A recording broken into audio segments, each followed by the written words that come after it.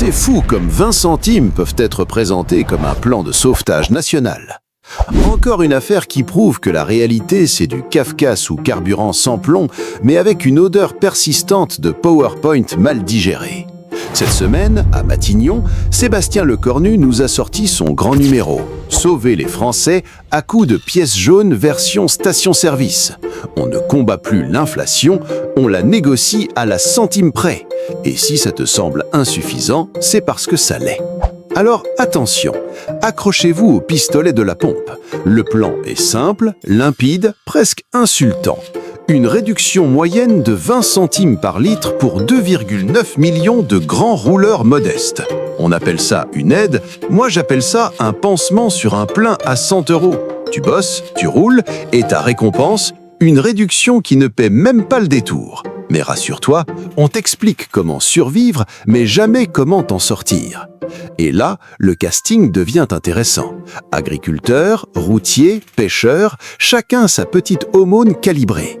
Les pêcheurs montent à 35 centimes, champagne, enfin plutôt eau du robinet.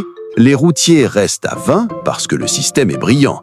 Plus les prix montent, plus l'aide paraît ridicule. Et pendant ce temps, personne ne vous dira que cette aide carburant ressemble plus à une pièce qu'à une solution. On imagine très bien la scène.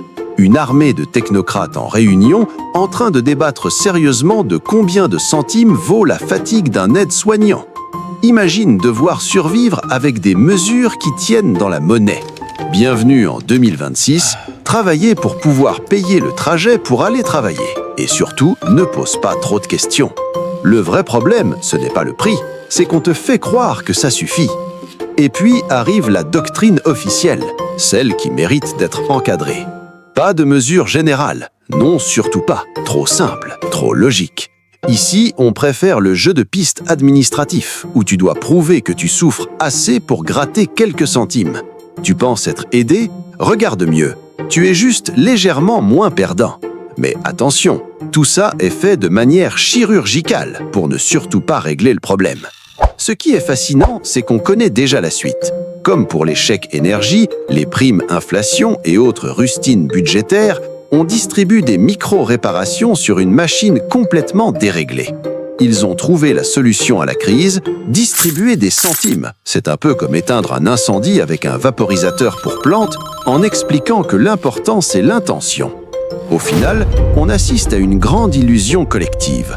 On te fait croire que t'es aidé alors qu'on te rarrondit juste à la baisse. Et pendant que tu regardes ton ticket de caisse en te demandant si c'est une blague, le système, lui, continue de tourner. À plein régime, sans réduction.